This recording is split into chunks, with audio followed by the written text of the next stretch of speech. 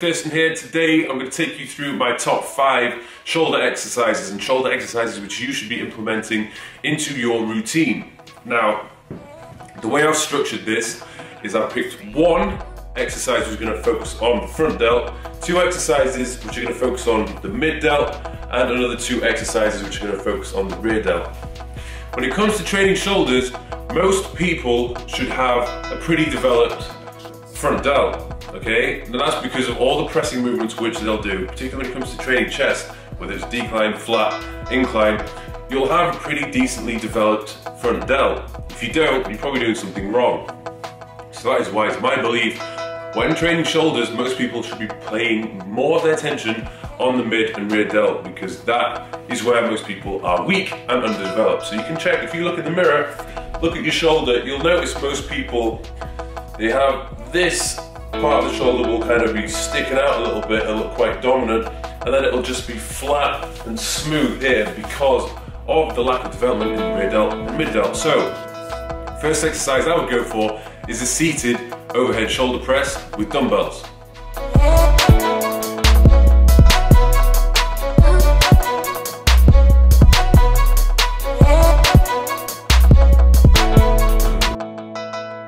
The next exercise I'll move on to is the seated dumbbell lateral raise.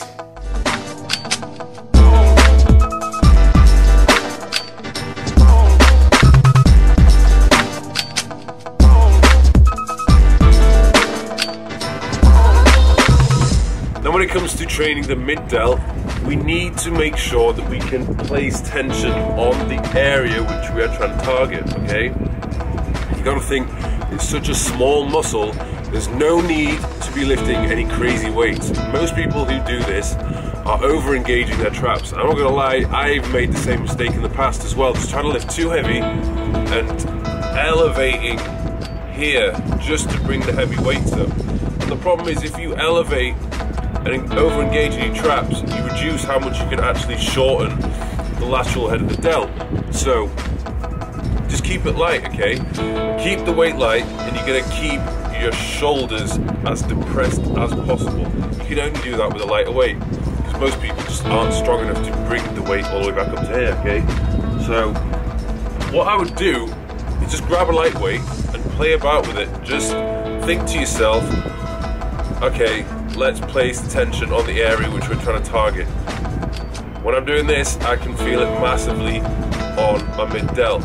For most people, I would only stay within the range which they're comfortable with, okay? So only if you can only bring the weight up to here whilst maintaining tension on the shoulders, that's fine, okay? Start off with that and then build it up to being able to lift it a little bit higher. What I would bear in mind when doing this, you see at this point in the movement when I'm relaxed, you're not doing anything, there's no tension whatsoever. So as you bring the weights down, you should really stop here and then go back into the second repetition or third, whatever, okay? So you're keeping tension constant on the shoulders, especially the mid shoulder which we're trying to target, throughout the entire set. Another way of keeping tension on the mid portion of the delt is to keep that dumbbell flat, okay? Most people, when they begin to fatigue, they rotate and bring the dumbbell up to about here. If I'm holding the dumbbell in this position, all the exercise which I would then move on to would be a variation of the lateral raise, but this time using cables, okay? So with this one, you're overloading the bottom part of the strength curve.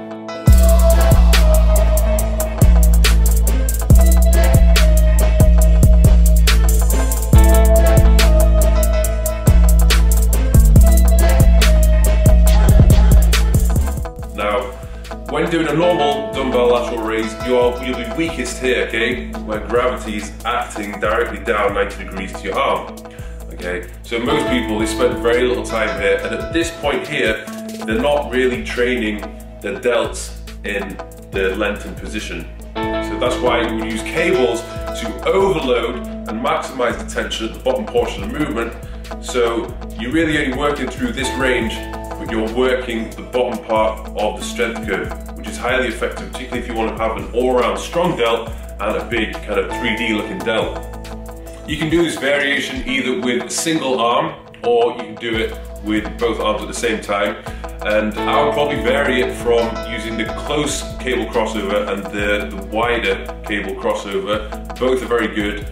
Both are just going to place different forces at different points in the movement, okay? So it's okay to vary. So the number one thing you want to bear in mind when it comes to the seated shoulder press is what angle do you set the bench at? And this is often determined by your level of external rotation. So this is external rotation. People who are flexible, they can get the rotation all the way up to here. Some people, or most people, it tends to be about here. So we adjust the bench accordingly. So for most people, I would rarely ever have the bench completely upright. The problem is, if you try and keep that bench upright, and your rotation, you can only get it to about here, you end up curving your spine, arching your back, and then pressing in this movement.